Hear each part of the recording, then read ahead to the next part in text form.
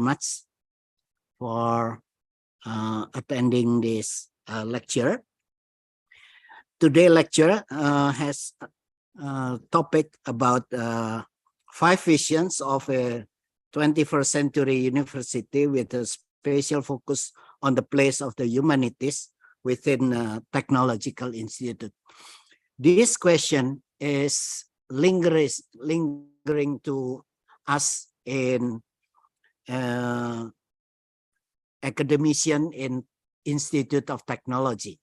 And it's important to notice that in Indian Institute of Technology, all Indian Institute of Technology, they have humanity and social science departments. And that is the difference with Indonesian institution of technology. It's different. It's very different, and we still do not know how to place the humanity and social science in our institute. So this opportunity is very important, and we have a special speaker that is who will give important insight about this question. And Professor Rukmini Bhaya, I will introduce, is a professor of linguistics and English emerita at IIT Delhi and global professorial fellow at Queen Mary University of London.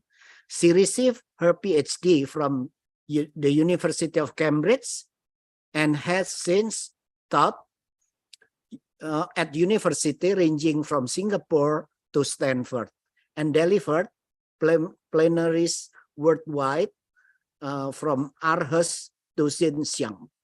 Awarded an honorary doctorate by the University of Antwerp for her contribution to narrative theory. Nair has authored 10 books and over 150 articles. Her academic books include the following 3: Lying on the Post-Colonial Couch, The Idea of Indifference, Narrative Gravity, Conversation, Cognition, Culture, and Poetry in a Time of Terror. Her most recent book is the reference volume, Keywords for India, a conceptual lexicon for the 21st century. It's in published by Bloomsbury Academic in 2020. Nair was head of the Humanity and Social Science Department from Indian Institute of Technology, Delhi, from 2006 to 2009. In 2019, she was Distinguished Visiting Professor at Yunnan University in China. Currently on the Fellowship Committee of an elite institute in India, it's Indian Institute of Advanced Study, IIAS, and GLOCAL, the Regional Advisory Committee of the School of Oriental and African Studies in London University. Starting in 2017 and continuing, she is Indian team leader for the 9-country project on the geography of philosophy, headquartered at Pittsburgh University. She has won the All India Poetry Society British Council First Prize and has published 3 volumes of poetry with Penguin. A 4th volume titled Shataka is to appear in 2023. Nair's writing, creative and critical, have been included on the syllabi of Chicago, Harvard, Kent, Toronto, and other universities. Currently, her poetry is on the syllabus for the entry-level humanities and Bachelor of Commerce students at Delhi University. I should mention a lot of publication. One is important in 2022 is New Technology, Language, and Gesture in Contemporary Indian Political Discourse in the Psychology of Democracy. And one more, it's in 2021, Do You Believe in God, Doctor? The Atheism of Fiction and the Fiction of Atheism in Sofia International Journal of Philosophy and Tradition. So without further ado, perhaps we will ask Professor Rukmini to deliver her lecture. And we are very fortunate, of course, I have to repeat, this is Professor Rukmini from the brief bio. We can see that she has the authority to talk about how should, in particular for ITB, where should the humanity in ITB, how should we place the humanity and social science in our Institute of Technology? Okay, time is yours, Professor Rukmini. Okay, can you hear me? Yes. Okay. Go ahead. Thank you very much for that extensive and gracious introduction. I am, of course, happy and honored to be to have been asked to deliver this lecture today. I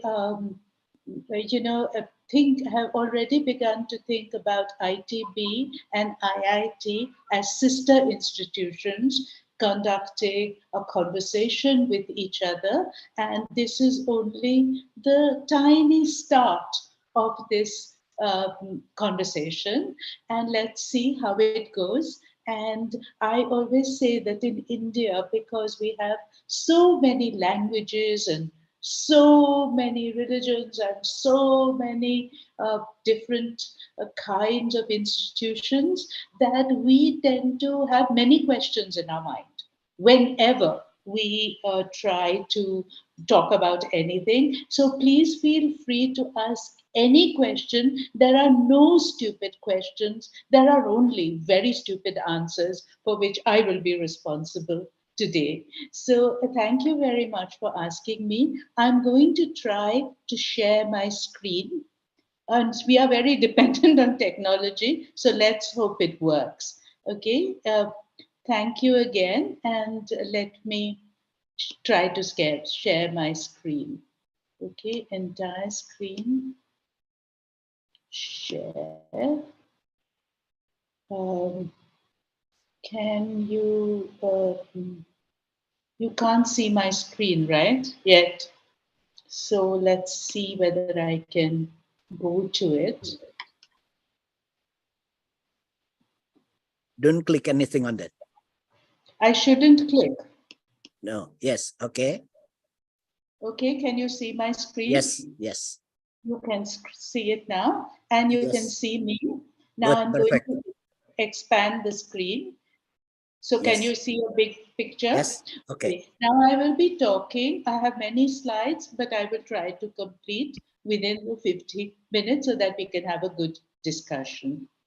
So I am talking about, as Ivan already mentioned, 5 visions of the university, because the university itself is changing today, and we are going to look specifically at the place of the humanities in a technological academic environment. So I have 3 parts, and you can think of my lecture as an inverted triangle. So the first part is the longest. So if you want to go to sleep, this is the time. Part 1, where I present 5 ideas of a modern university. In the second part, I become narrower and I look at why we thought that the humanities and social sciences, we in India, from the very beginning, thought that the humanities and social sciences should be incorporated into technological institutes. And the third part, which is very short, is to talk generally about the culture technology interface. And what I will present to you at the end of this lecture as the STEM plus LEAF model. And LEAF means liberal education in the arts faculties. So and then I will hand over for the questions. Okay, I begin with two people, one of whom was very instrumental. He was the Prime Minister of India, Nehru, who was very instrumental in setting up the Indian Institutes of Technology.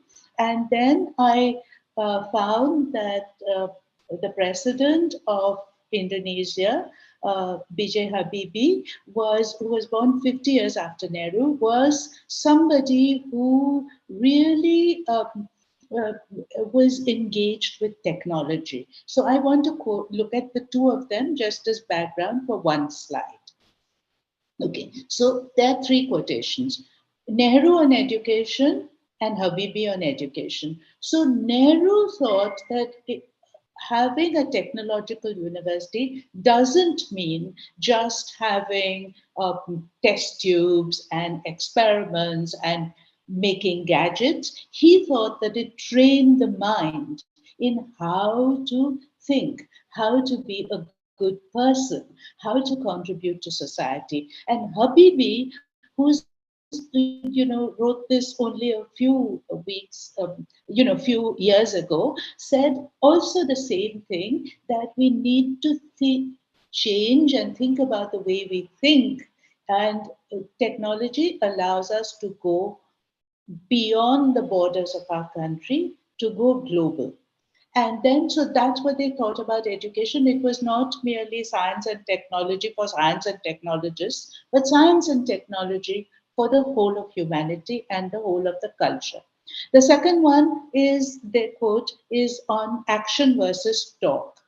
So, action versus talk is that just looking at the time, yes, is that they thought that we talk a lot. We make policy documents, and in universities, our job is to talk. But how do we convert talk into action? So, as Habibi said, stop wishing, start doing. And the third thing is the concept of measurement, which I found that they shared. So Nehru is addressing engineers, and he says, I know you can measure with your techniques and rules the hardness or strength of this or that metal, of stone, and so on. But how do you measure the strength of an individual? And this is the reason humanities and social sciences was introduced to our university. And then Habibi said very interestingly that if you compare the price of 1 kilo of aeroplane material to 1 kilo of rice, the cost is astronomically different. So you cannot pay for imports of technology from outside with kilos of rice, whatever you grow in your background. You have to train your own societies, your own culture to understand technology. So these points that they made, even though they were born about 50 years apart, pertain to both the society in Indonesia and in India. Okay, next slide. From this background, I'm going to ask a basic question which was asked by Stefan Collini. And the title of his book was exactly 10 years ago.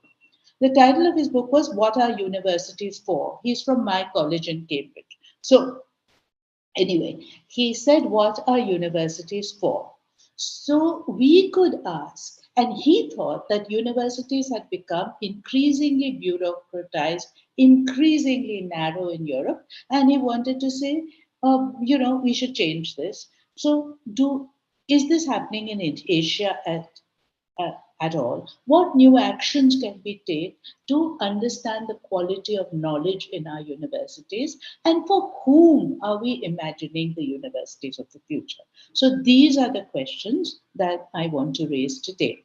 So I want to go back to the 19th century and just briefly take you back to somebody who wrote on the idea of the university. And this was when there was another technological change, the rise of the printing press, which meant that the public was very involved. And he said, the true university of these days is a collection of books. So we could also say the true university of the 21st century now is the internet. And let us think how Carlyle chose the heroes of his university. He chose Samuel Johnson, who wrote the first dictionary of English. He chose Rousseau, who was vanguard of the French Revolution, in the vanguard of the French Revolution. And he chose a poet, a farm laborer without a university education. And he said these were the heroes of the time when there were new reading publics coming into being. We also live in a time when new reading publics, new universities are coming into being. And so we want to ask, what would our 21st centuries be? Who will be our vocabulary makers? Who will be our philosophers of the future? Who will be our poets of the 21st century? So here I think that our societies, developing societies, could contribute. And another person, sort of Cardinal Newman, he said, John Newman, that he thought that universities were simply a place for widely disseminating knowledge, all human knowledge. And he thought universities are not places where you do research, and universities are not places where you sort of discuss ethical and moral issues. University should be for the dissemination of knowledge. So now we have two questions following Carlyle. How do we imagine the university professor today? How can we choose our heroes? And the second one from Newman. How should teaching universal knowledge be at the center of our universities? If so, how is a university defined? Should research be separated and ethics be separated from a university's key activities? These are major philosophical questions, and I hope today we can tackle them together. That's a picture of Carlyle and uh, Newman in the 19th century. Now we come to my templates of the university. This is my baseline model. Baseline model is the whole community of teachers. This is the definition of a university. It was first used in England in 1300 to describe a college in Oxford. So everybody is learning in this sort of university. Everybody is receiving instruction in the higher branches of learning. I think that this model, we can find it today in India, in places like Delhi University, which was established in 1922 around the same time as the Bandung Technological Institute. It is very large. It has thousands of students, 500 different programs, and so on. So this is very large. What is the problem with this sort of model? First model, it turns inclusion into exclusion. So that is, if we want to include everybody and we want to be fair to everybody, how do we restrict the number of people in the university? And so we judge by marks. We set very tough entrance exams. We judge by marks. But is this a good way? Do we not then go against the model of inclusion by focusing so much on marks? Then it reproduces the one size fits all. So we hand out degrees, like whatever, biologist, chemist, historian, literary critic. And in this handing out of degrees, we cease to think what these degrees are for. And finally, we have it this model of a good student, of course, fits the norms of most of our societies. Somebody who gets high marks, somebody who's an achiever, etc. But it can also be stifling and narrow. It can discourage creativity and interdisciplinarity. So Foucault called this the discipline and punish mode. Another French thinker, leading French thinker, says all education is inhuman. So, because you force people into thinking in a very particular way. And so there is a conflict in within the humanities because it seems to make humans more and more machine-like, more and more inhuman. So this leads to absurdity, and I just want to briefly mention somebody, Umberto Eco, who was another famous writer from the West. And he says these departments that we run in our universities are becoming more and more irrelevant because they don't speak the language of the people. Most people don't understand whether they are being served up nonsense or sense. So he says, so they are discussing a school of comparative irrelevance in the universities, and they say like it will have courses like urban planning for gypsies. Now we know gypsies do not settle in places, so this is a contradiction. We will have courses in Morse syntax, but we know the Morse code does not have syntax. It is just built into bits. It only consists of non-syntactic signals. We'll come to this. So he says, like Montessori grading, Montessori thought there should be no grading in primary school, but we have started grading children even at primary school. So there are all sorts of contradictions, and the universities, are rendering themselves irrelevant to contemporary society, which is not what Habibi or Nehru wanted. So now I come to my 5 templates very quickly. And to this template is particularly important, the institute, because you teach at an institute and I teach at an institute. So here, this model came into existence in post-French Revolutionary France. I mentioned already Rousseau, and uh, it was very different from the traditional idea of the university. And Indian Institute of Technology, where I teach, where you have the central building in the form of a ship, the ship of learning, and you are trying to through this abstract model of a ship, of the university as a ship, trying to carry knowledge forward. But what kind of knowledge? So, this model is about practical knowledge. It is bolstered by a meritocratic system, and it generally lets in people with an aptitude for scientific and technological subjects on the basis of a very tough exam. Etymologically, the noun institute, as opposed to university, derives from the Latin verb to establish and has an instrumental and sense. So degree, edict, law, these are all related to the university. So it's a goal-oriented approach. This is what we have to, and expert knowledge is involved. The engineer has to leave. There is no such thing as a theoretical engineer. You have to leave the institute and be able to construct a building, for example, or any other gadget. So, one problem with this, not a problem, but a very interesting way of thinking about this is that you can think about technology just as an instrument to build better gadgets or better buildings. But if you think of humanity as a way of revealing the truth, it is not revealing the truth about itself. It is revealing the truth about the world, about art.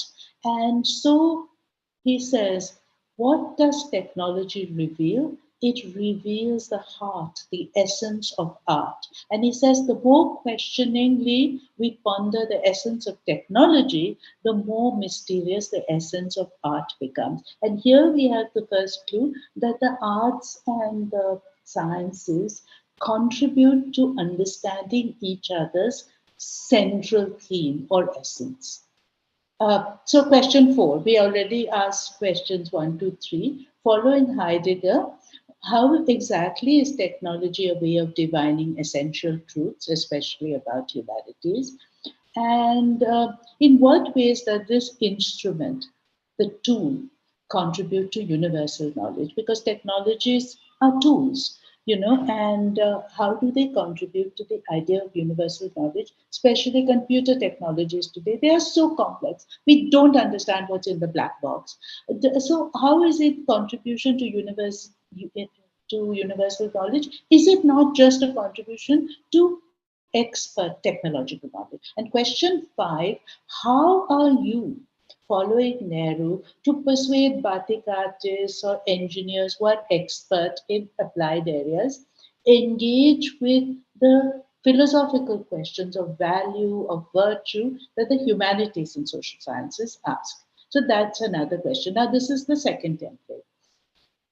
Another, so we've had the meat grinder model, the large university, we've had the technological university, dependent on expert knowledge and excluding a lot of people because they are not qualified enough. Now, here is another model which is based on exclusion, keeping people out.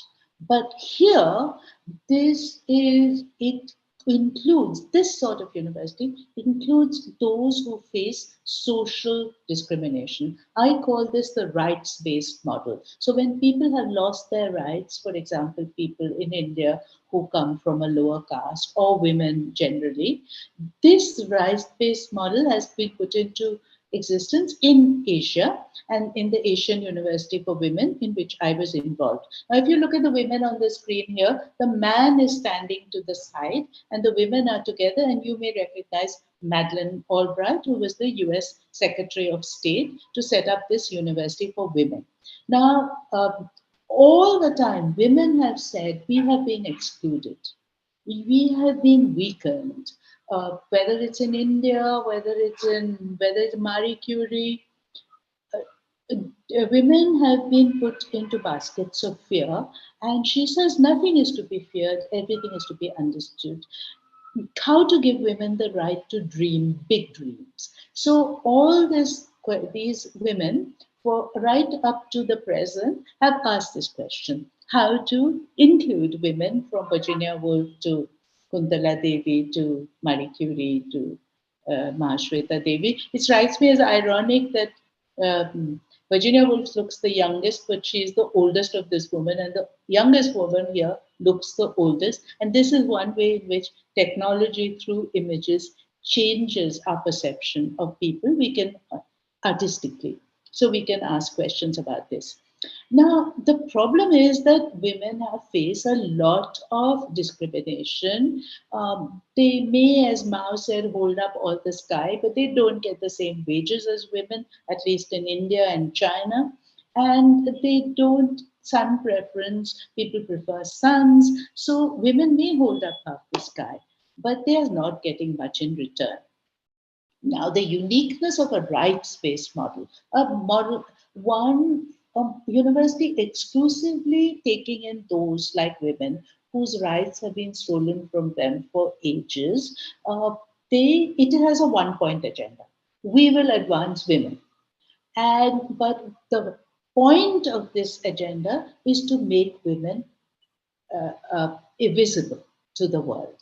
But the question 6, if people raise this, the question 6 is this question about, is this good? Because if you put women into one enclosure in one university, it reinforces the structures of patriarchy.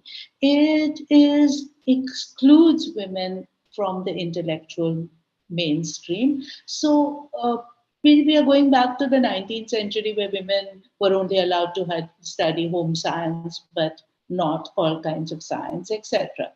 So we want to say that this model has the problem of exclusion reinforcing the structures of patriarchy. If we have exclusion of men from a university for women, just like if we have the exclusion of women from a university of men, it's unfair. So doesn't this model also reinforce discrimination? So now we come to 3. Now we have done 3 models: rights-based and technological and the standard issue university. Now we come to the 4th one. This is the internet of virtual university. This kind of model emphasizes the high speed transmission of information. It is not interested in knowledge, it talks about information. Knowledge is this vague stuff which philosophers and so on talk about. Information is in bite sized pieces, it travels, it's always changing. It is the terrain of heroes. So we have many heroes, all sorts of heroes and anti-heroes like Elon Musk or whatever in our own society. And gurus who dealt in knowledge are not really the kind of heroes which the technological university seems to favor. So, how do knowledge and information come together? That's the question raised by this kind of university. Now, what's happened is that we see this transformation happening before our eyes. Today, we are talking through the this very remote means of communication. I'm in India, you're in Indonesia, and what has happened is that intersubjectivity has been encouraged by these genres, which are multimodal. So you can see the person, you can hear the person, but the person is 1,000 miles away. So you use different modalities like language and hearing and appearance and all this. So they are this visual cueing has become much more important, which is why I'm showing you a PowerPoint slide. Normally, I would not have done this 10 years ago, but now I am. Musicality, sometimes you will have music accompanying information, and they have a dialogic bias. So you are talking to me, and I'm talking to you, even though we are thousands of miles apart. So you know these forms, so I'm not going to spend much time, but you can see we have email, we have WhatsApp, we have chat rooms, we have a combination of oral and literary, oral and writing discourse, we have Twitter, Facebook, Instagram, and in all these forms of talking, we are communicating with each other in a very different way from the way that we have been used to for centuries of the history of the university. So we see video conferencing and all these, and you have search engines. So knowledge or information at least comes at one's fingertips. But how do we, in this very, very complex technological world, convert information into knowledge? So question 7. Can we say that just as the rise of the printing press, so Carlyle was saying printing press has come, now the true university of our days is a collection of books.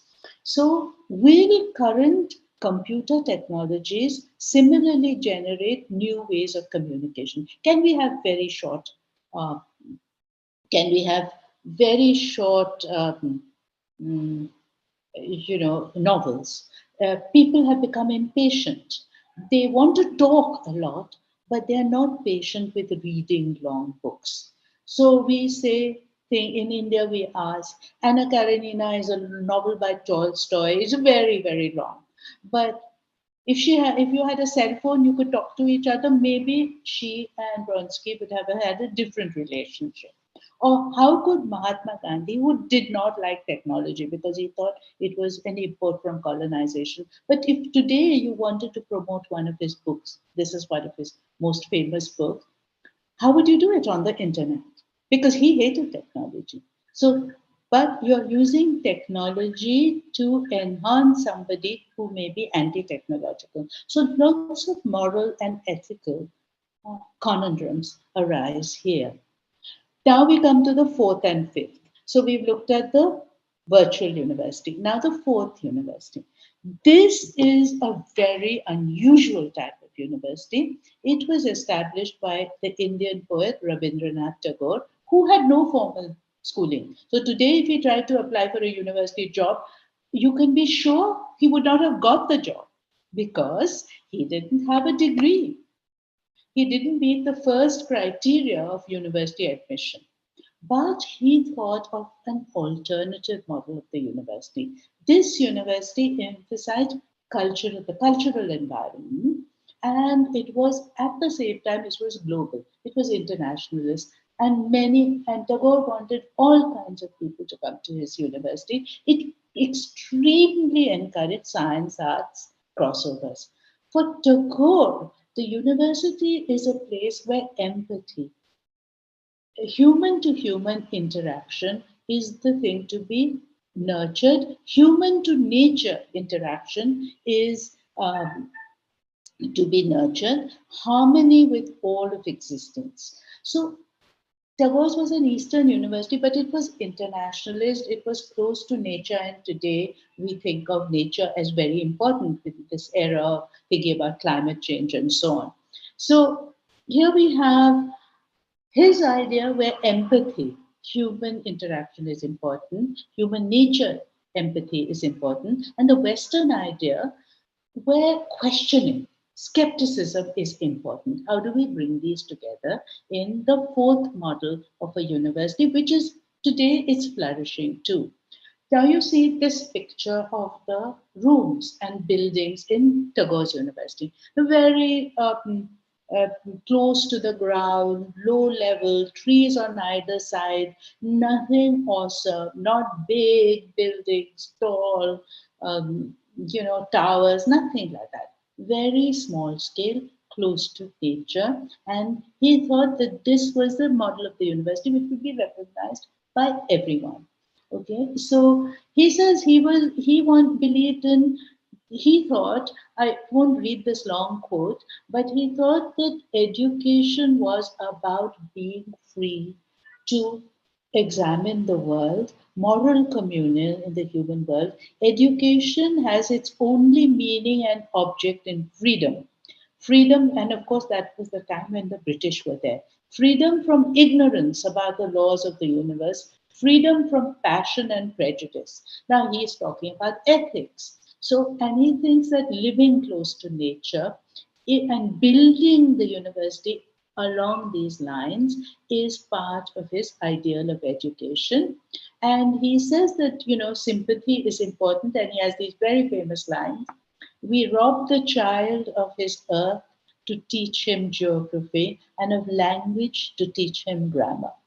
So he wants to protest against this view of punishment. And that is what a modern thinker like Michel Foucault also said.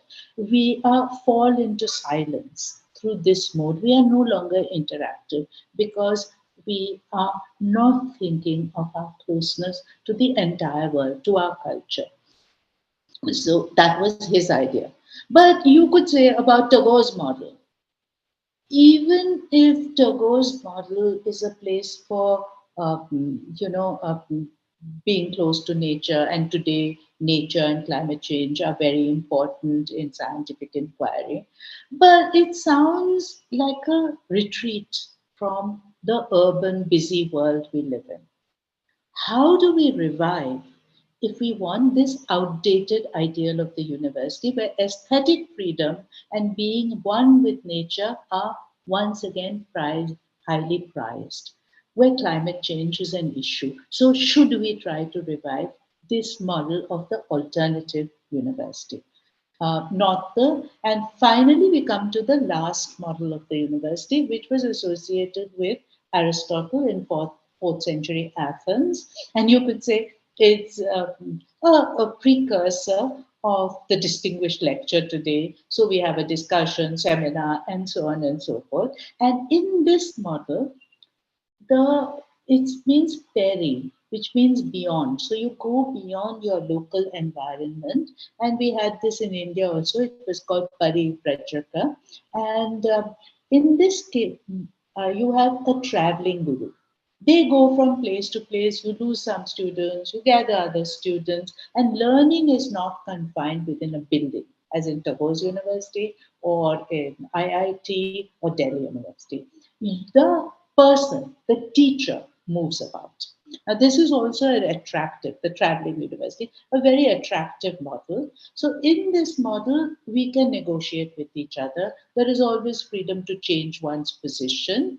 And in this model of the university, our language has to move beyond itself, beyond the strict rules. We have to look for new resources from language, which is why we wrote keywords. We put together keywords because we wanted to look at what resources of language we have when we talk to each other. So now this model is very good because it's both pre-modern and post-modern. There you can, it's interdisciplinary and it conforms to Aristotle's idea of uh, the first cause of philosophy, which means love of wisdom, is wonder. So it teaches us to wonder again by going to strange places and seeing strange things, unusual things, things we are not familiar with. We learn to be interdisciplinary and wonder at the universe. But the criticism of this model is, one person goes here and there, talks, and you don't really have roots anywhere. So you have an appearance of change with lots of famous people going here, there, and lecturing, European academics coming here. We don't go so much abroad. We stay rooted. So this is unequal. You may remain, some people travel but other people don't travel, they are just passive recipients of knowledge. So we don't like this model, but we could say that new disciplines like post-colonial uh, social sciences, they are returning to this old tradition of Aristotle and the Parivrajaka's in India, where we can think about the breakdown of disciplinary boundaries. And so we have all these literary festivals and meetings and so on. And here writers can talk, poets can talk to philosophers, and scientists and technologists can talk to doctors and lawyers and whatever the other disciplines like sociologists. And so we have this model where people travel all the time. Knowledge is negotiable, even technological knowledge. This model has been enabled by the technological advances of our time. So we have to consider all these models, and this is my final question in this section. What about roots? If everybody is going to strut around saying I'm the greatest and showing off and I'm the greatest in the world, is this self-marketing not bad? Should we not be thinking about our roots, our culture? Should we just take into account performance rather than substance? So these are the questions. We can come back to them. I'm not going to read them out. How do we look for heroes? How do we house the humanities within an inhuman system? How can we get technologists to expert knowledge people to engage with the general public? How do we make a rights-based university work? What about roots? These are the sorts of questions which I've broken them down. So if we ask the question, what are universities for? We can now break them down. This is what I've tried to do for you. At least 9, maybe many more sub-questions. So now, as we come to this, we are problematizing the very idea of a university. So, moral pathology. And Gandhi said long time ago in writing about true education, the real difficulty is that people have no idea what education is. We assess the value of education in the same manner as we assess the value of land or shares in the stock exchange market. We want only such education which will enable the student to earn more. We know this today. Girls, we say, do not have to earn. So he says that this problem is it was rampant when he wrote in the 19th century and early 20th century, and is a problem for us today because we are too comfortable. We may be too comfortable in our universities. We may be surrounded by bureaucratic privilege. We want to be uncontroversial. We don't want to tackle the social questions. And Gandhi, so this is where, if we look at Asians as traveling scholars, if we look at people from Asia or any other Africa, or any, going everywhere and trying to ask the same big questions which are now being asked in the West. Would we make a difference? This remains a question. So now I've come to part 2 and part 3, which are much shorter. So I hope to finish within time. But Ivan, please stop me if I'm going over time. So part 2. Okay, no worry. Okay, no worry. So now it's about more than half the lecture done. So part 2. So I've taken you through these various ideas of, with today we are in a global world. And there's no point in saying, I will only stay located within my own culture. But at the same time, you don't want to abandon your culture. So this is the problem of arts and universities in a arts and the humanities in a technological environment. So we say, we go to strangers, like you are a stranger, you are strangers to me. You may recognize the namaste, but you don't know much about my culture, and I don't know enough about your culture. So we want to hear the opinions of strangers within our university, however weird their perspective seems. And this is what we want to privilege.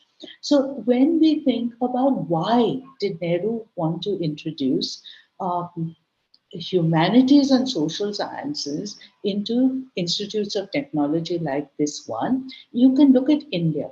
India is extremely plural. We have all these linguistic states like Punjab and Rajasthan and Tamil Nadu and whatnot. And some clever person I found on the internet sent me this, which shows how many countries fit into the population of India.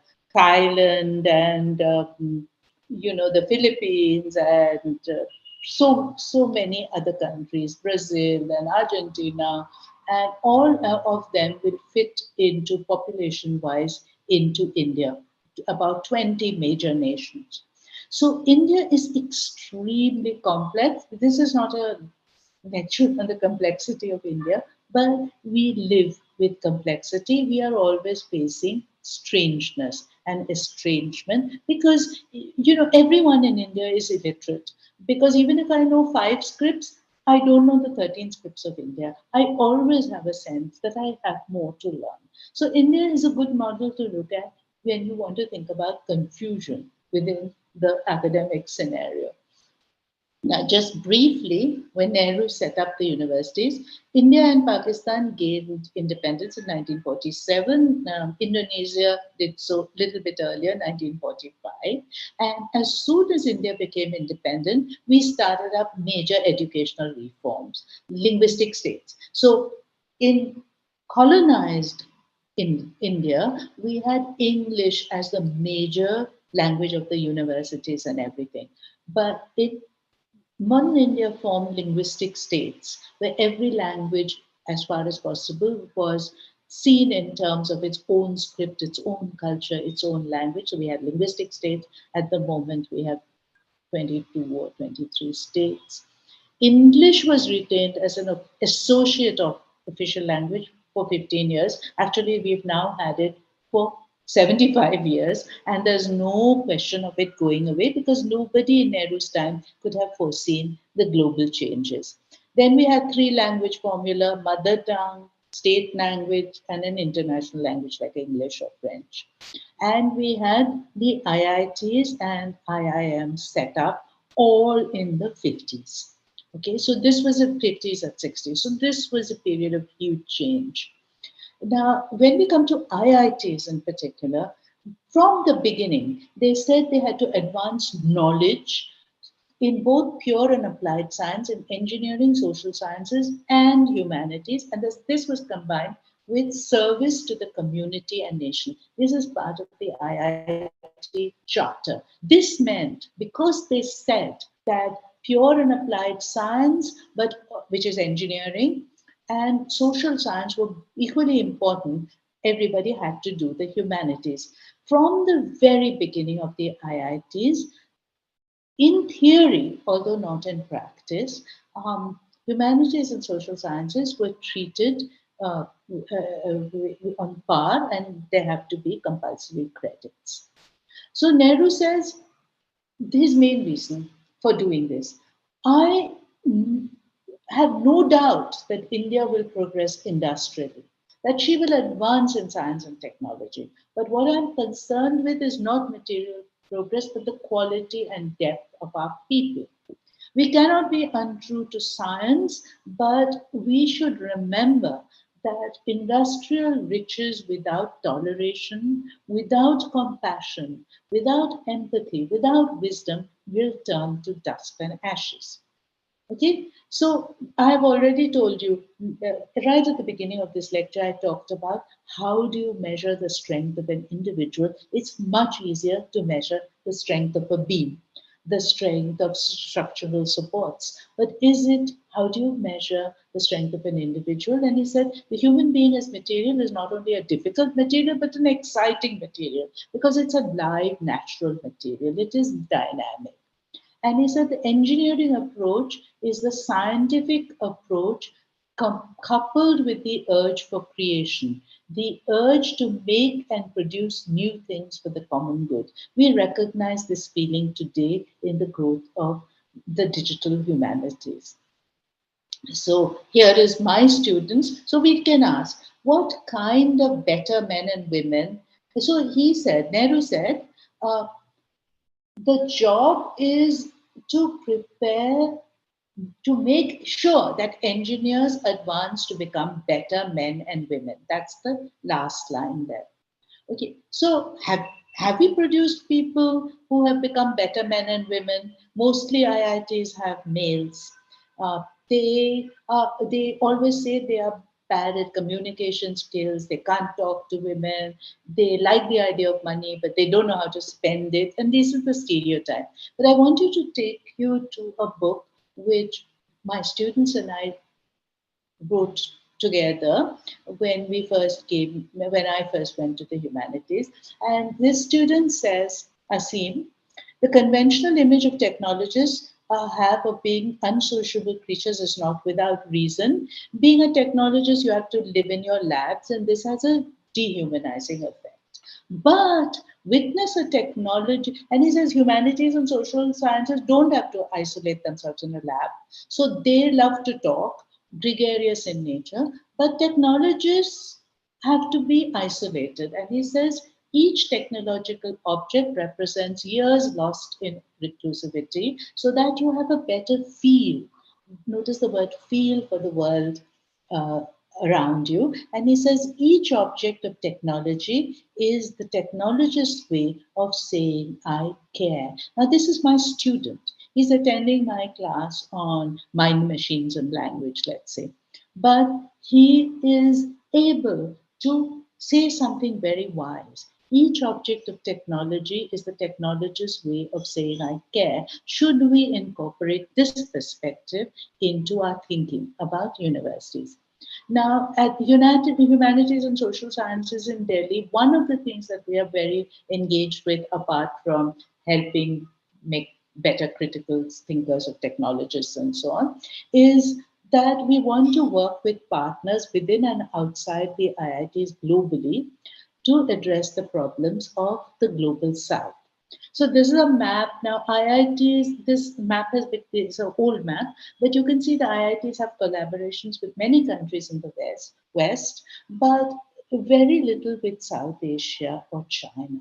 So that's where we want to go. Okay, so we have all these 5 subjects, and we have 7 subjects. We have 40 permanent faculty, guest faculty. We have 100 research scholars and growing. So we want to really debate ethics, cognition, ideology, technology, etc., but the nature of theory itself. How do we theorize technology? How do we theorize a humanitarian perspective? And this is why you need face-to-face interaction between. So every IIT student has taken courses in the humanities and social sciences for this reason. So we have faculty members who talk about formal linguistics. We study the interface between philosophy and technology. I have worked on emotion, culture, and technology, etc. So we have 3 research clusters: economics, law, development, social justice. and cognitive science. These two, we already have MAs and PhD programs. And third one, we only have a PhD program, but we're trying to develop an MA.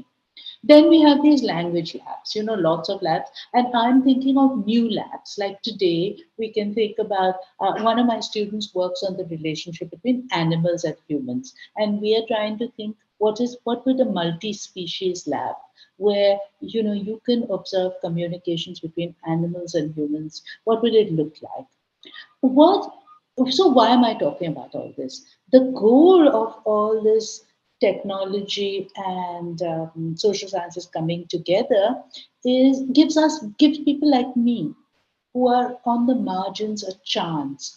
I have been able to write all these books, and I'm thinking of every year I will be producing more books, train students, PhD students, talk to my mathematically gifted graduate students to talk about formulae and differential equations.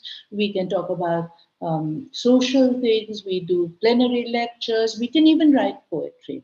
So it seems that the IITs give us a measurement of quality and equality at the same time. And that is a good ideal. We may not have reached it, but we have this. Those are some of my PhD students, and many of them have worked on communication.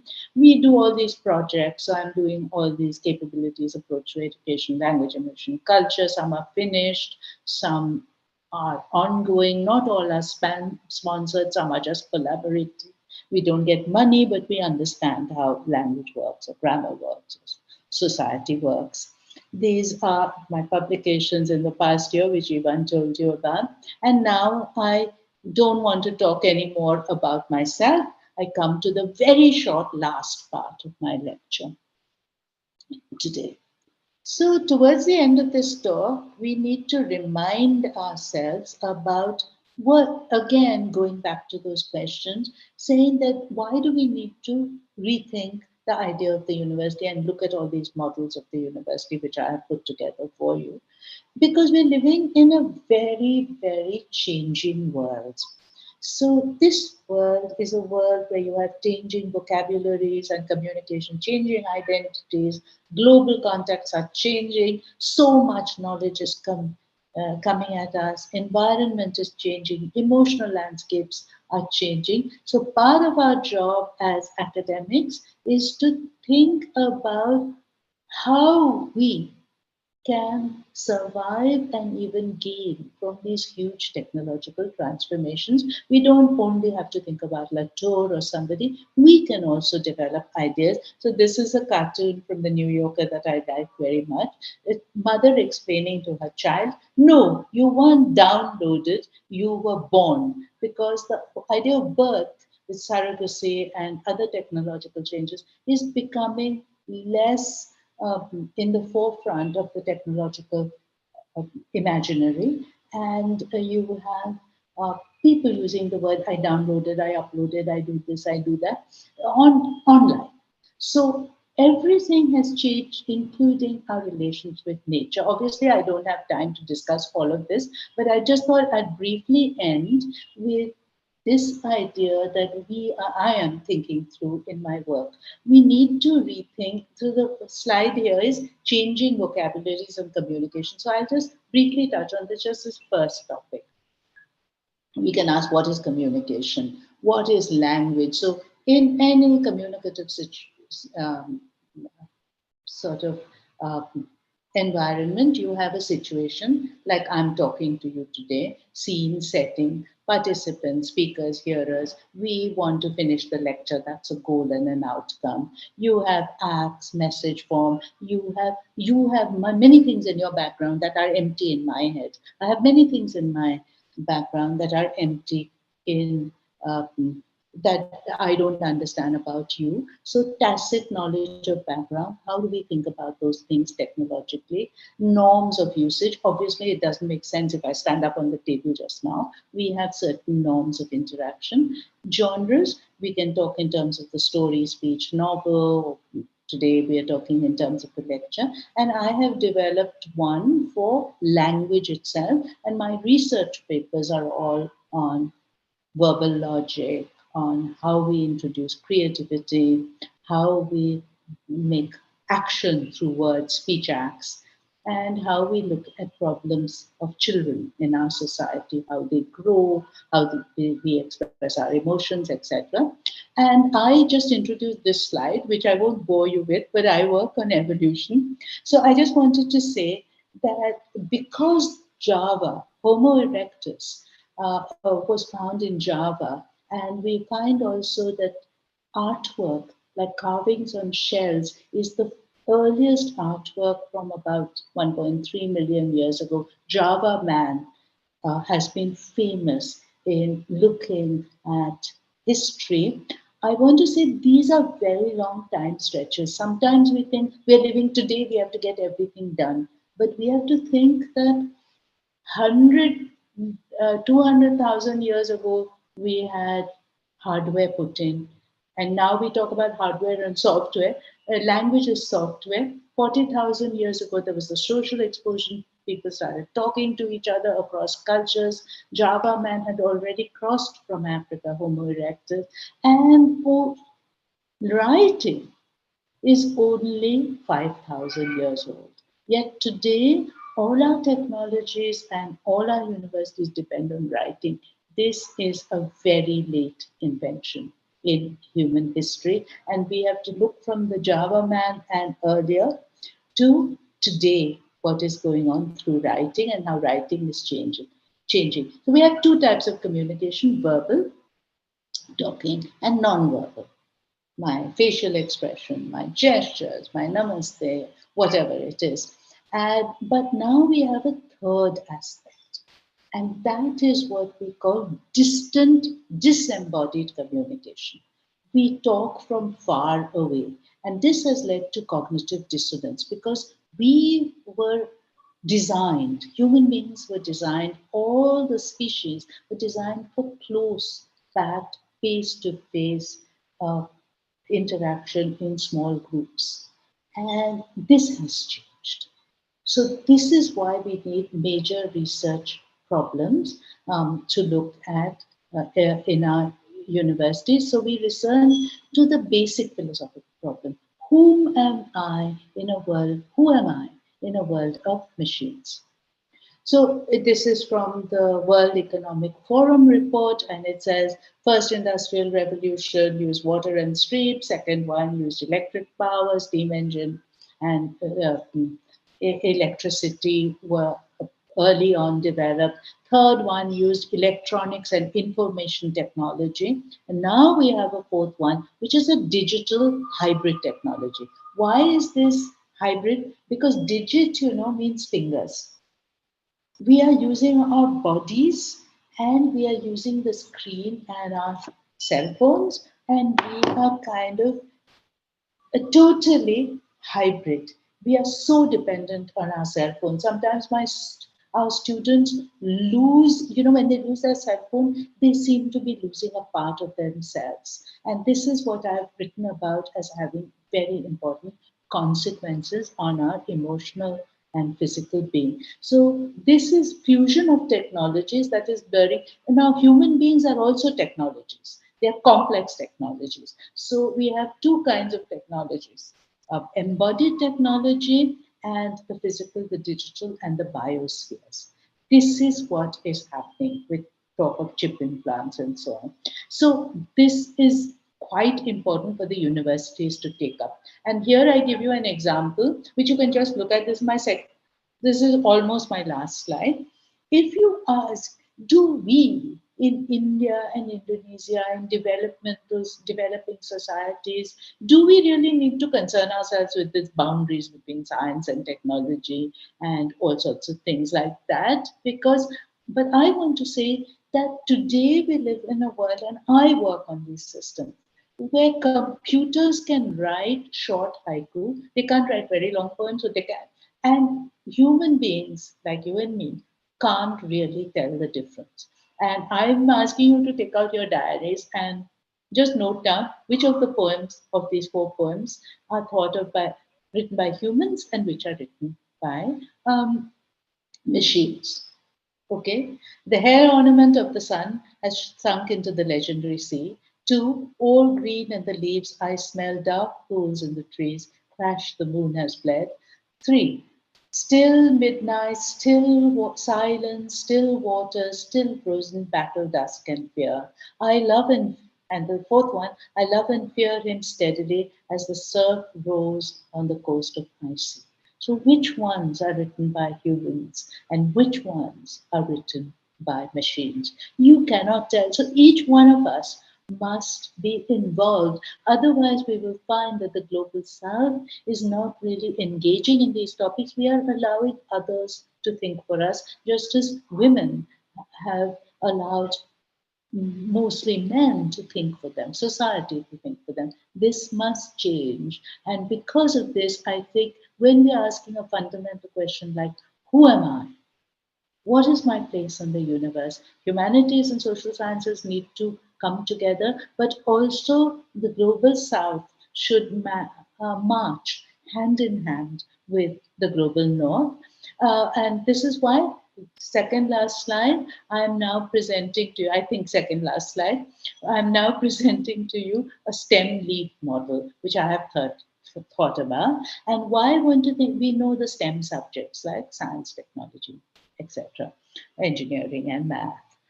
But think of a STEM. Is a STEM any good without leaves? Leaves do the work of gathering sunlight, the chlorophyll.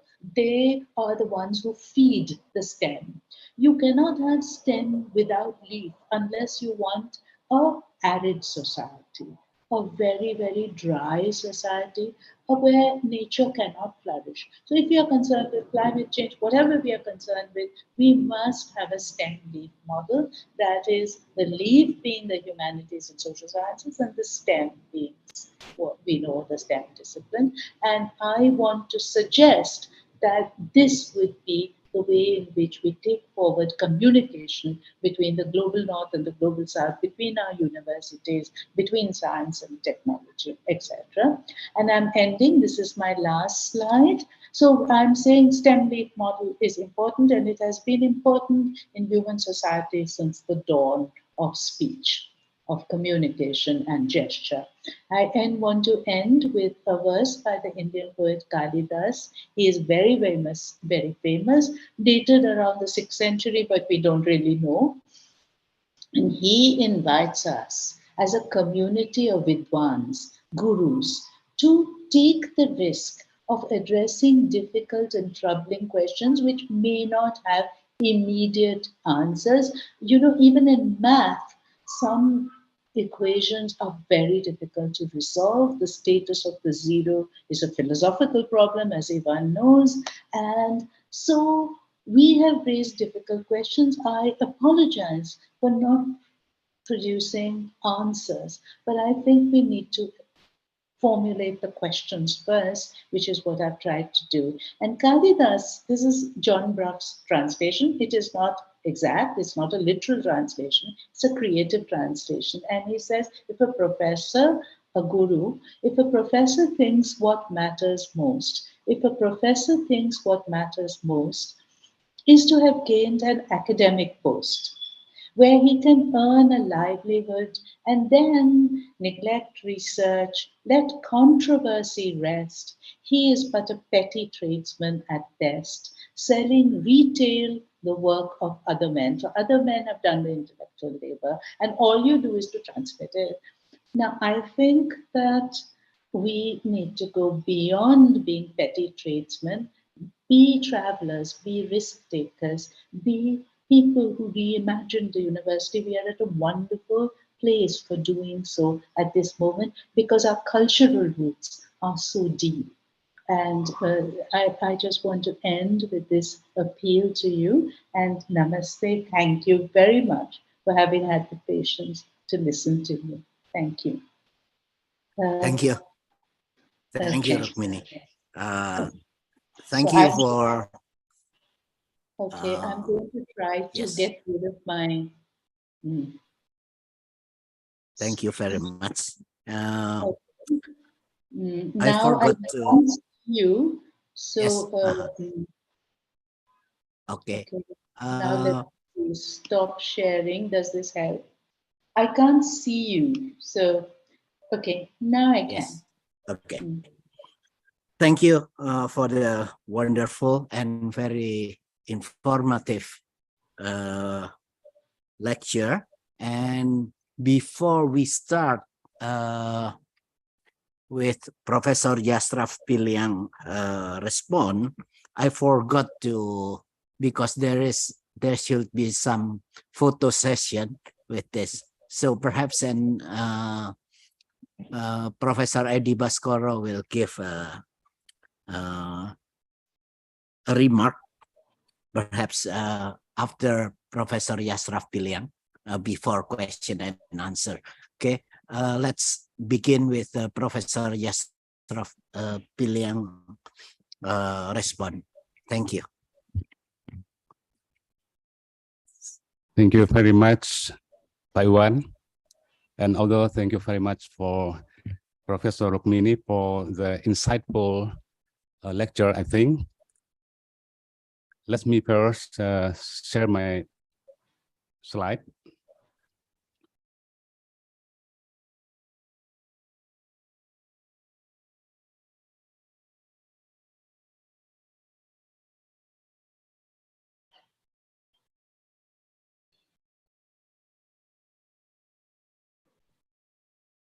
Okay, I think a lot of things that we can get from the 5 visions put forward by Professor Rukmini for education in Indonesia. And I think also a lot of things we can get from the Indian experience in education. So that's why my title or my response, the place of humanities within Technological Institute in Indonesia.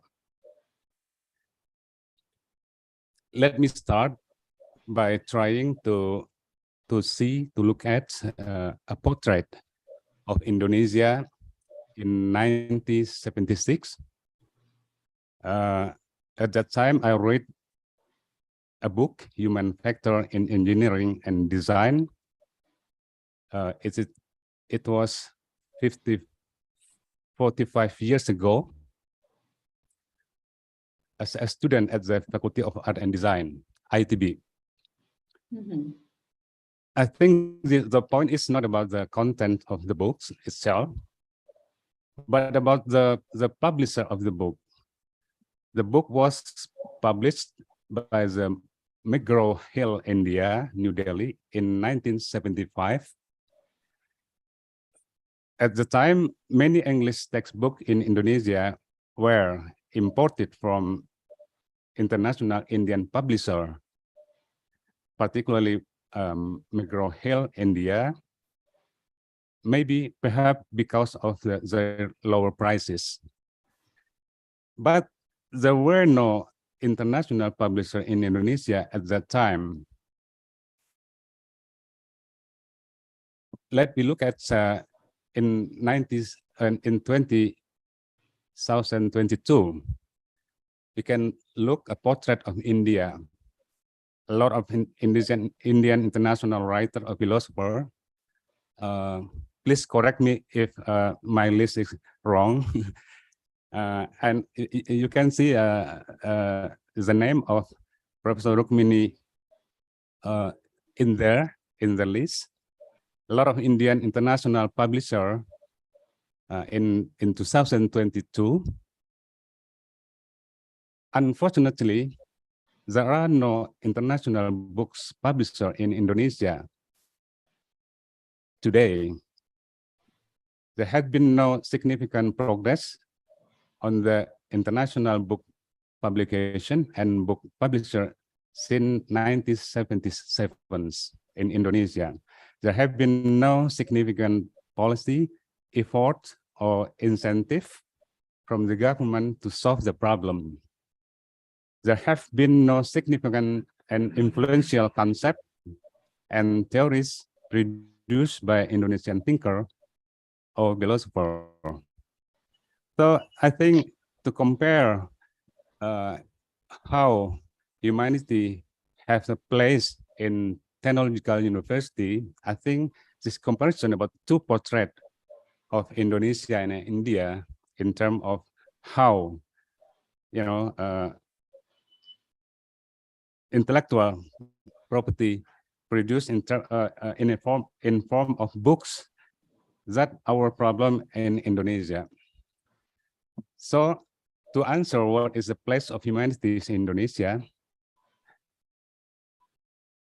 within the Technological Institute, we have to answer another question: what humanities itself can give to Technological Institute?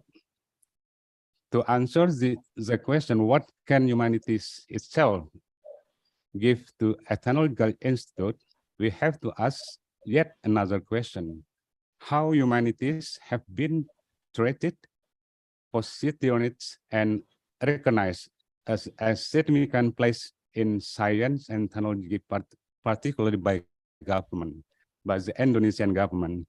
So the main problem in Indonesia is that no good or ideal condition for the development of humanity as a particular or fundamental science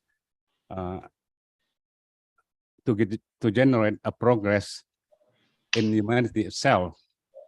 There have been no significant and inflation philosophical school to produce influential thought of philosophies. So I think this is our second problem in Indonesia. So I think how the 5 visions of education put forward by Professor Rukmini, I think we can see how ITB, how the place of ITB in terms of this 5 vision. I think the position of ITB, the prior position of ITB, I think it's in model 1. But today, it is in the process of cultural transformation. The other thing, what we can learn, lesson learned for education in Indonesia from Professor Rukmini, lecturer, I think the awareness of differences of model of education or higher education, particularly in technological university, they are manifestation of differences in education philosophies, which are defined by education ideologies. How each of these philosophical bases or ideology has its own place and influence in Indian education system. How these different ideologies have made India capable of generating a dynamic, positive, and conducive climate for the growth of knowledge and philosophy.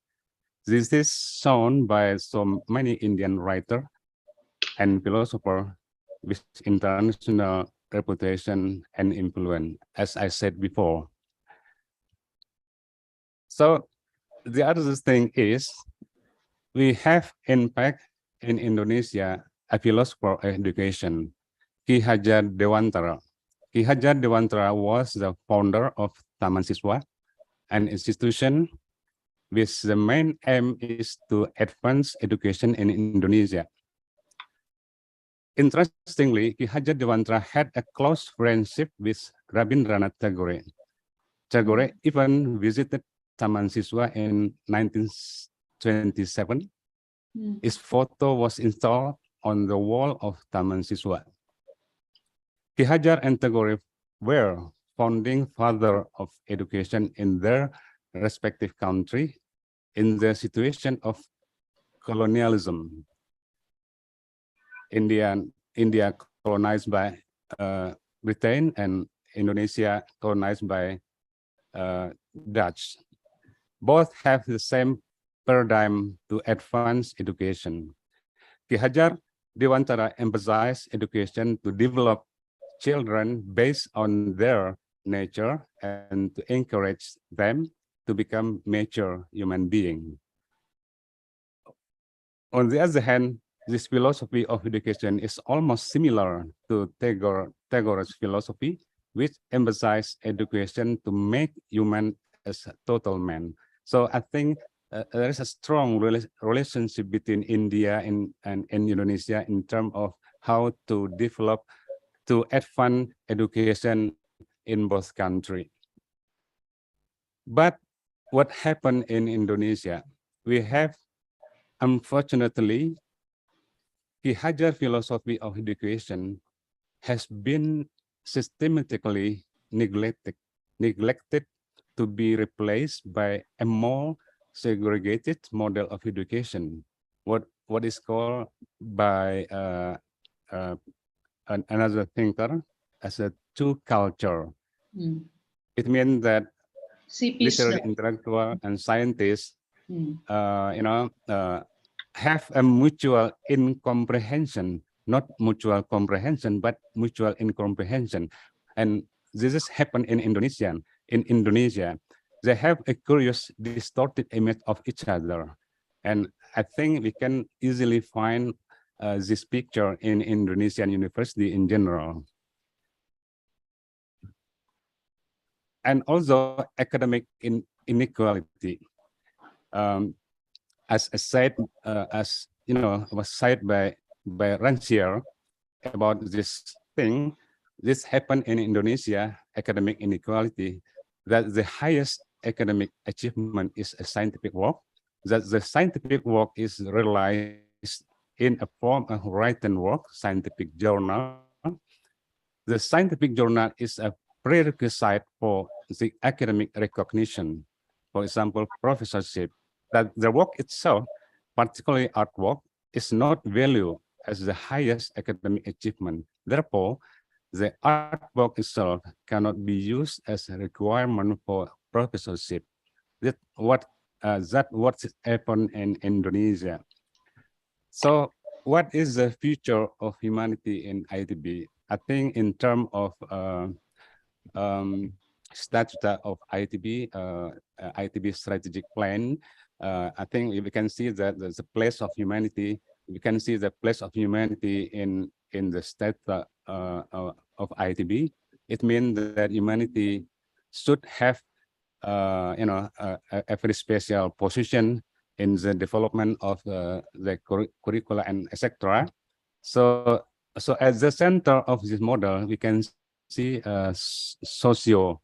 It means the social humanity at the center of this model, at the left side. So it means that in the future, humanity have a special place in the development of ITB in the future.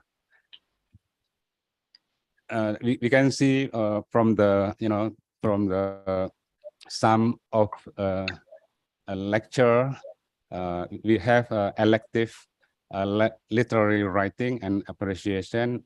This poetry, this two poetry made by engineering student in the literary writing and appreciation, and also a short story. These two examples of short story also made by engineering student. I think there has been an effort to try to to give a kind of material for the engineering student, which is a humanity material. And also, what is missing from education model in Indonesia is the power of language and books. This we can see, from the Umberto Eco, The Name of the Rose, how book is a precious thing that human being have to save. That what we can learn from The Name of the Rose, and also in terms of language and power, we can see also that language have a power, to develop or to form human being. So there has been an awareness of the central role of language in academic discourses, particularly in Technological Institute. Yet there is no adequate material support for language development. I see, in IIT India, you have the language laboratory, and in Indonesia we don't have that such a language, such a laboratory, and books undoubtedly are the most important driving force of the production of knowledge in university. So I think it is important to how book to be the basic and unresolved problem in most university, particularly Indonesia. We have a problem about the book production. So the future challenge, I think, how Indonesia try to develop humanity in terms of our problem. What I mean by our problem is we have a kind of a great barrier to go through to philosophical thing. We have a model of scientific discourse, and all of energy of intellectual in Indonesia, focus on production of a journal. No effort to think more than a journal. For example, philosophical books, philosophical thinking, etc. So that's what I mean as a barrier, a great barrier in Indonesia. No time for reflection or contemplation to produce philosophical thought or writing, lower recognition and appreciation for book compared to journal. I write about 19 books, but I have to write one journal to be a professor in Indonesia. So my 19 book no meaning in terms of the in terms of academic rewards. So what happened in Indonesia? So I think a lot of things that we can learn from India, how India have experience, great experience in producing, a thinker or writer, etc. I think because of time, that the final section of my presentation, which is I think quite a challenging thing in terms of the development of university in Indonesia, particularly technological university. Thank you, Pak-Iwan. Thank you. Thank you, Professor Piliang. Yes, before we continue with question and answer, I think I forgot I skipped one session or two sessions actually. It's for Professor Edi Baskoro to give remark about the importance of this event and about the distinguished lecture series. Professor Edi.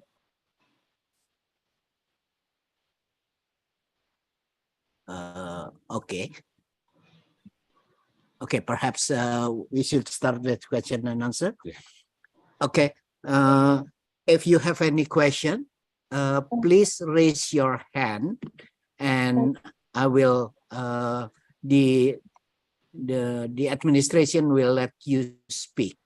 Okay, but Rukmini, you have any comment first, please? Yes, I was just wondering whether I would have a chance to respond to some of the most very thoughtful remarks by Professor Yasraf Piliang. If I have a chance, yes, sure. that would be great. But we can do it after the questions and answers, whenever it is convenient. Yes. Okay. Thank you. Okay. First, perhaps Professor Armin Langi, please raise your please give your state your question. Thank you. Okay. Thank you, Professor Rukmini, and also Professor Piliang, that already gives very provoking and touching many important, difficult issues. It raised many questions in my mind regarding the model. First, automatically, I would think, who is going to pay for universities like this? Will the students, will the government or industry or other institutions that's going to sustain the resource required to do this? Increasingly in Indonesia, we are thinking about market, the kind of services that people will pay, and that's not really following any ideal thinking about what university should be. But I think at the end, it is us, the member of the universities, they have to not decide, but has very important perspective to be accommodated with the model. There are many issues, like for example, should we educate students to have a respected place in the culture that we have? Or we think that they are going to change the culture, so we empower them to advance the culture? Or should we give the power to the students to decide what to learn and how to teach themselves? Because those are, I think, very different perspective of seemingly very similar line of thinking. So I think universities is like a test bed of future culture, where for us it's advanced culture, but for the children, for the students, the young generations, that's probably something that they will change to advance the society. So those are two issues. How do we incorporate financial models into that kind of what we are talking about? And second, what is the basic assumptions about the education? Whether we are going to make students conform to the highest level of the society, culture, or we think they are bringing something to the world and we want to help them to present themselves into the future culture, or we just teach them how to teach themselves, so they decide. By the way, thank you so much, Professor Rukmini, for very provoking and exciting views on this subject. Thank you. Thank you. Thank you, Professor Lani. Okay, so any other question? If it's not, I think perhaps you can answer. Yeah, I see other questions, but let me try to answer this one, after which Professor Yasraf Piliang can also answer his thing. So I'll be very brief. You raised two questions. Who will pay for all this education? And the second is, how much do we leave the choice to students to decide the future of the culture, and how much we kind of coerce them, to use Leotard's word, into carrying our culture forward. Now, the first question, which is simpler, who will pay? Now, if we do comparative estimates, and I have done them, of the amount spent on the arts and humanities by, in our country, the public universities, the big public universities are funded by the government. But we have had a huge rise of private universities, all of whom are incorporating arts and social sciences because they are very low cost compared to science and technology. Very, very low cost. And practically every member of society has a role to play here, because the cultures have developed reservoirs of knowledge over time. So I think investment in the arts and humanities is cheaper. It's much cheaper than investment in arts, in the sciences, and so on. So who will pay? The In our country, the government pays, but from what I gather, private institutions have a lot of money. There is a lot of students willing to pay for an education, not only in technical knowledge, but also in communication. And this goes, so this is an important uh, a point, a decision making point in all cultures in the development world. Should we invest in arts and technology? Now, my view is that since it's such a cheap investment, we should definitely make it. Since it's not such an expensive investment, because we don't have to set up labs, we don't have to test materials, society is our testing ground. We have already been, these classics which we have in our culture, contemporary culture, have been tested or already tested and have lasted through the test of time.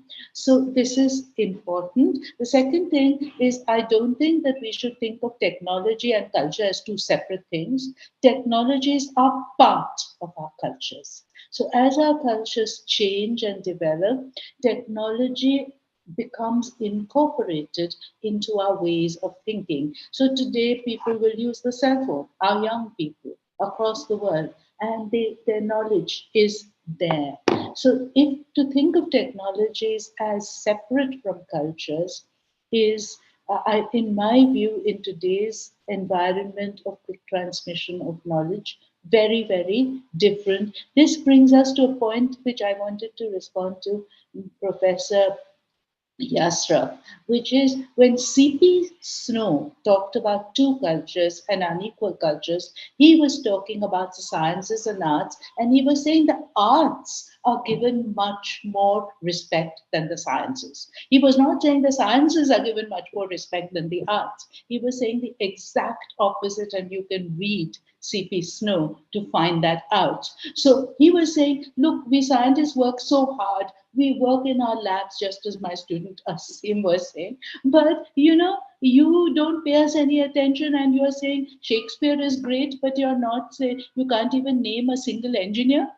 So this is what C.P. Snow was arguing against. So when we think of the two cultures essay, we should not think that it was saying that the sciences are superior.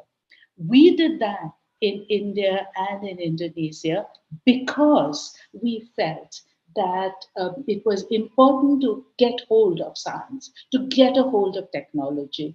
And if we did that, we would advance fast. So, I mean, we should also read these essays in context. I would say, insofar as the question of cultural advancement is concerned, technologies have the habit of flowing through cultures. Cell phone has done that, so has the internet. But technologies always reinforce hierarchy. So that is where the arts and the sciences, the kind of language they create, the discourse they create, tells us that you cannot be hierarchical in the distribution of knowledge of technology, and that is where we have to put in effort. You cannot stop people from using the internet and the cell phone, but you can train them in ways of using this. And China has actually done that. It has TikTok, but it has a different content for TikTok in China than TikTok in America, because it sees America as a kind of spoiled society, whereas Chinese students are taught to be much more. TikTok in China doesn't allow students to explore this and that. So societies do exercise control at various levels over the culture. We have to decide whether this comes into conflict with the freedom to choose. We cannot be exclusive. And when I presented 5 models, I'm not saying we should have only one. I'm saying we should think like how much of the good aspects of these models, and I trust our young. They are people like Asim. They are people who will say, you know I'm doing something, but you are not even seeing me. I'm invisible. He is making CP Snow's point. So I want to say, who will pay? Society will pay, especially governments should be lobbied to pay. But there is also a lot of private money in our universities, and they want this training because they want it, because the internet is a communicative medium. We have had a huge revolution. We're in the middle of that revolution, and you and I have the right to theorize just as much as anybody else. And please do not say that in Indonesia, Indonesia is the richest place I have seen in the world. I went to Indonesia and I said to myself, every human being is an artist in Indonesia. This is great cultural wealth. This is great performative wealth, but we have not monetized it and we have not sold it. This is a good thing. This is something that our young should be made to realize. I know this sounds idealistic, but I don't think it is money. But what Professor Yasraf said, ideology that is interfering. So I would say we need much more attention to these important questions. Who will pay and to whom do we leave the culture? We don't have a choice. We have to leave the culture to our young because they are the inheritors of the culture in every society. There is no choice. Thank you. So the next question delivered from the chat, I will share with you. There are two questions. First question to Professor Rukmini, and the second question for Professor Piliang.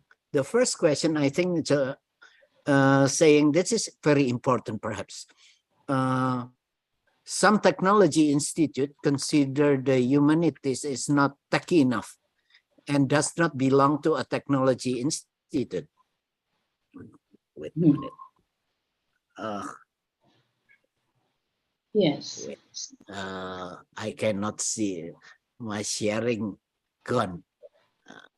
I'll try to see it. I look at it. I'll try Yes. to look at it. But so, okay. Good afternoon. Is it from, who is it? Harry?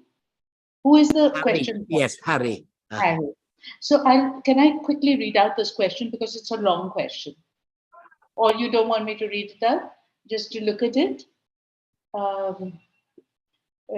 Yes, I guess the question is how long about humanity? Huh? Based on the experience of the IITs and QMUL, how long did it take for a technology institute to be aware and get enlightened that the humanities must be emboldened, I think, I'm reading against embedded, and institutionalized within? Another question, then it's a question for Professor Yasraf. So how long does this realization take? This is akin to the question of which Professor Piliang raised, and Professor Piliang said, the status, the stature, the value of the humanities is not recognized in our societies. So thank you for this question. And when I work on cognition, okay, how we think, but when I tell people, I work on cognition, they say, what is that? But when I tell them that, do you know the word recognition? They say, yes, it means to recognize. So cognize and recognize are twins. And recognition, you think in your own minds. It is not a one-time process. I have met Ivan many times. I have recognized him again and again and again. It's the same recognition and the realization. These are processes which are intermittent and continuous. At this moment, we are at a historical time of, recognizing rather than just cognizing. We are thinking, can I recognize myself in the mirror? of technology? Do I know who I am? Am I a flesh and blood creature or not? How long did it take? It's taken, I would say, through millennia, but in modernity, it's taken hundreds, many years for us to realize that even scientific knowledge depends on a communicative system. Wittgenstein said, without language, we cannot build roads, we cannot build bridges, we cannot communicate. That's Wittgenstein, yeah? And he's saying, now Wittgenstein wrote in the 1950s, he wrote only 2 or 3 books, but what we can say about Wittgenstein, Nehru, and so on, we are always recognizing ourselves in new mirrors. Universities are mirrors. They are mirrors of our time. And through these mirrors, we recognize ourselves anew. How long does it take? It's a continuous process. It's a what we call a diachronic process, a process across time. It is affected by factors such as colonization, the transmission of knowledge. And this is why we need to break down this problem and say, look, I will take a step. Nehru took a very bold step. He said, you must have humanities and social sciences, otherwise, you will have walking robots. Today, we have to ask the same question. And we have to say, do we not need to train people in the humanities and social sciences to do logic, to master differential equations, to be able to talk? And I think this process of teaching mathematics and science has been very attenuated in my culture. We have not taught it well. We have not said that everybody's right is to learn how to do mathematics. Everybody should learn. We should not say girls can't do it, poor people can't do it, X can't. Of course, I mean, I can do it and I'm a fool. So why can't, if I can solve differential equations, so can others. So what I'm saying here is that it's not one way. It's not that technology should learn about, technologists should learn about arts and culture. It's arts and culture should also, the knowledge about technology should be embedded in theorizing arts and culture. Do you think that a batik maker does not have technology? An extreme technological knowledge. But we have to understand how to embed both these disciplinary streams within each other. And since we are at a revolutionary moment, I feel that we, where we have deep reservoirs of culture, can show the technological implications of those structures. And I think arts and humanities persons cannot say, we will teach engineers arts and humanities, but we will not learn any maths. Of course we should. Of course we should. We should teach logic from school onwards. And I think this is one of my ways of dealing with this problem of institutional embedding, realization, and recognition. This is only a partial answer to a very deep question, but we can continue this conversation. Thank you. Thank you. Professor Piliang, could you want to answer? Yeah, thank you, Pak Hari.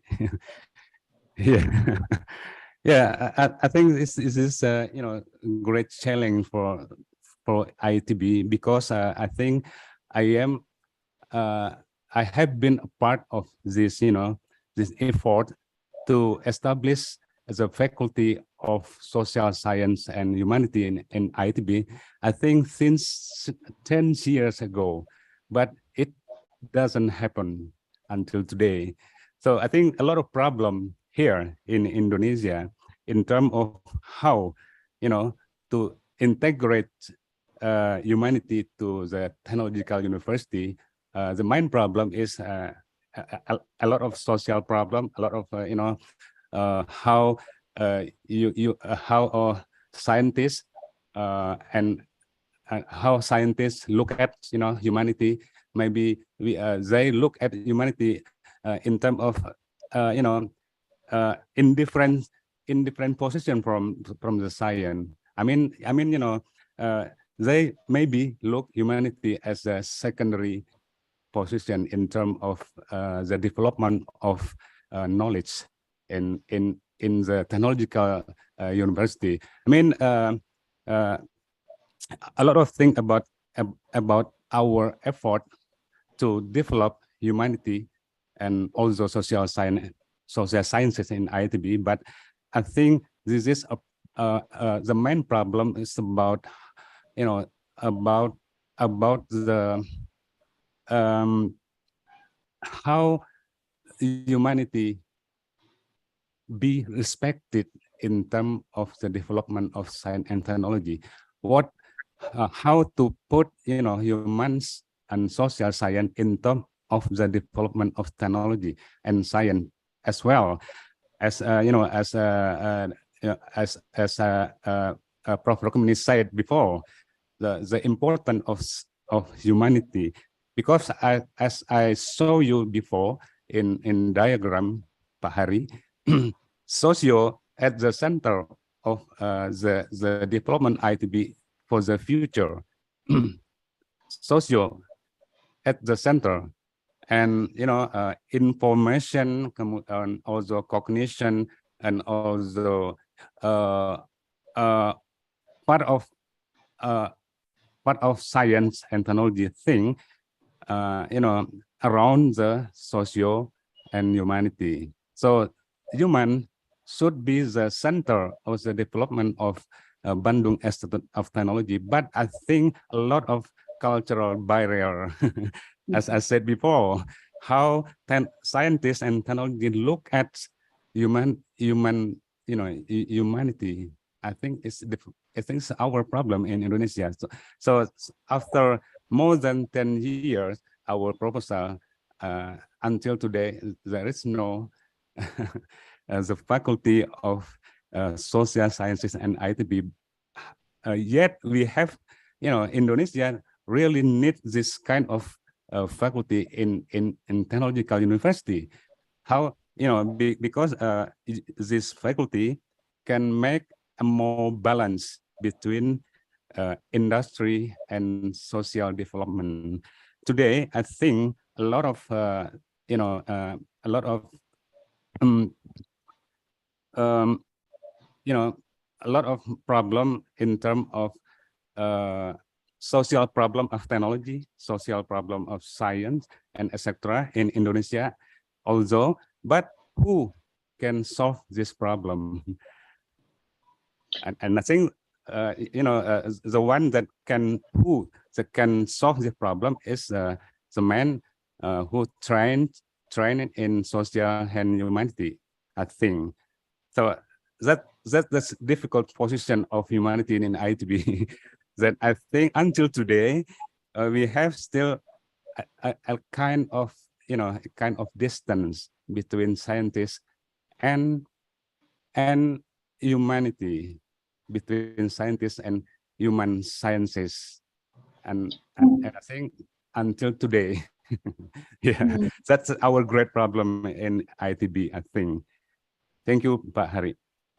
Thank you, Professor Piliang. Rukmini, you want to say something? Yes, I do. I want to say that when you, first of all, let me make a very silly point. And a silly point is this, that we are all human.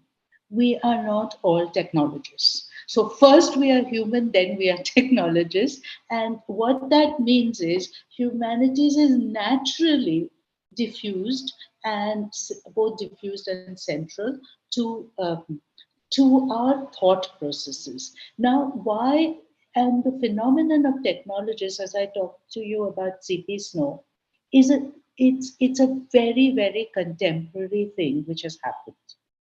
Because the technologies, and this is called technological determinism, which is much discussed, have gone ahead of abstract thought and scientific discovery. Because if you look at the model, Institute number 2, the institute model, the second model that I had talked about, that model is a very recent model. It depends on expert knowledge. It is barely it's about 200 years old. Compared to the history of the arts and sciences, and in many countries, including advanced countries like France and Germany, they don't talk about humanities and social sciences in a separate compartment. They talk about all of this as involving, so I'm called a technologist if I go and talk in France because I'm a linguist.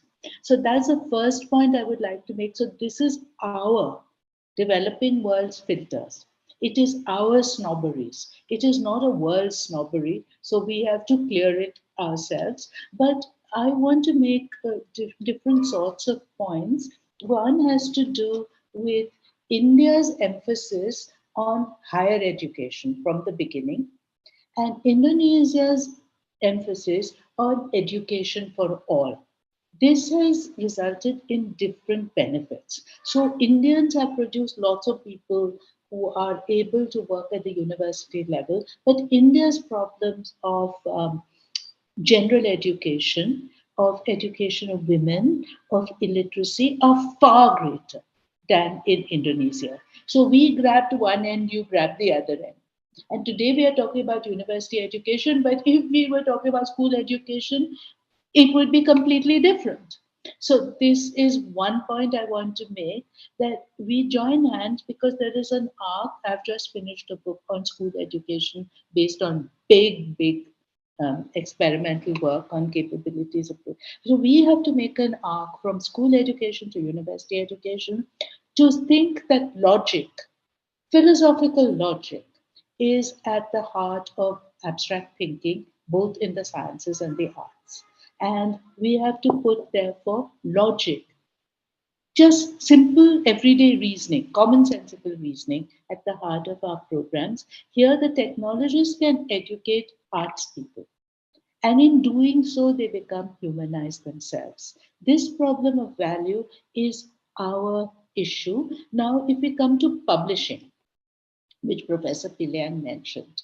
Okay, publishing, he says, this is very strange because recently I had a conversation with our director at IIT, and I said 75 years after Indian independence, we don't have a single good class university press, despite having so many distinguished university academics, not one press. So if I want to publish, where do I publish? Cambridge University Press, Oxford University Press, journals. Where are the journals? They are located abroad. So where do I publish? I am publishing with them, and I'm seriously discussing setting up a press which will be top of the line for India and Asia, because we don't have one. We don't have a university press. So, and publishing, we go by QS rankings and this rankings and that rankings, but this is the job of universities, to develop those rankings, to not think that I need journal publications to succeed, but to think, where are my journals? Why am I adopting all these criteria? How hard is it to set up one classic journal in the Indonesian language, and have translations? How difficult is it? It will be class, because, as I said, Indonesia is a society of writers, artists. It has received international knowledge and disseminated international knowledge across centuries. We have to recognize our strengths. Publishing itself is not so simple because we do not have university presses in India, and we have our publishing businesses down the doldrums. So we must not think in terms only of our weaknesses. We have to say we have strengths. In the West, you try to get a handcrafted object, you will be paying 5 times the amount for it. And so even price-wise, we have not really understood that we have all these riches. I'm not saying we should commodify, because I think the strength of our societies is that we do not commodify, but that we understand that we do have this disbalance between the sciences and the arts, between publishing and not publishing, is very new. CP Snow did not face this problem. We are facing it. So we have to find our solutions. And, you know, I don't think it's going to be simple, but I don't think it's impossible, because people will want, technologists want more than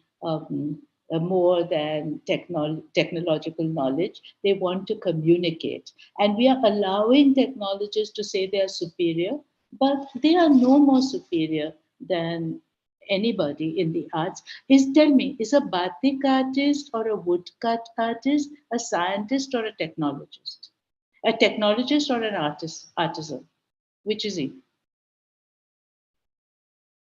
Thank you. So we have to end this, but I think at the end of that, perhaps when Professor Nair talking about Indonesia and also about or perhaps Rukmini talking about India and Professor Piliang talking about Indonesia, it's like the garden of the neighbor is always greener. So I think it should be balanced, and because the orientation of the development, even though almost the same, the independence, but the direction of the development a little bit different. So I think it's correctly said by Professor Nair, but about the selection of the few and who got good education, and Indonesia taking different route about that. And I think that's a good point. And I'm sorry, this is a very good conversation. I enjoy so much, and perhaps we have to end this. And thank you so much. And for it, before that, perhaps Professor Edi Baskoro could say some words. Okay. Yeah, Professor Iwan, terima kasih. So good afternoon, everyone. So in this occasion, I would like to thanks to Professor Rukmini Bhaya Nair for a wonderful and interesting lecture, and also for a fruitful discussion this afternoon. I think everybody here enjoy the discussion, and also to Professor Yasraf Piliang as a respondent for this lecture. Thank you. And of course to Professor Iwan Pranoto for the host and the moderator for today. And thank you for to Commission 1 on Noble Values of ITB for initiating this series, and thank you for everyone here who make effort in attending this edition. I think we have learned many best practices, experiences, and also knowledge given on this lecture and discussion. And we do hope that we can implement all the important ideas regarding the place of humanities in a technological university to our institute, ITB, below our institute. Of course, there will be a lot of discussion and efforts. We have to make efforts to realize this. And I remember from the Professor Rukmini that we are all human, not technologists, right? So technology, mathematics, and humanities must go together in hand to serve our nation and to produce new future leaders through our education program. So again, thank you so much, Professor Rukmini, for giving us a lot of enlightenment. Thank you. Thank you. Thank you. And on behalf of the Professor Forum, we would like to present you a certificate and also some token of appreciation. Pak please, Pak Agung, show us the certificate for Professor Rukmini Bhaya Nair. Okay, so this is a certificate as being a speaker in our program, Thank you so Distinguished much. Lecture Series, and also this is a special thanks to you. So this is actually drawn by a computer. Yes, From your great. program. Mm. So you can have it in your table in the office. Okay, so again, thank you, Professor Rukmini, and this is for Professor Yasraf as a respondent for today's lecture, and this is the token of appreciation. Professor Yasraf was more handsome here. And next, yeah, this is for Professor Iwan Pranoto as a host and moderator. Thank you again for initiating this series. And this is for the token of appreciation for Professor Iwan Pranoto. Okay, so we end this edition today. Again, thank you for everyone for attending this event.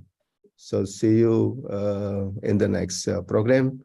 Hopefully next year we will continue with the different topics. Thank you, everyone. Yeah. Thank you. Bye-bye. Bye-bye. Terima kasih, Ibu Rukmini. Thank you very much.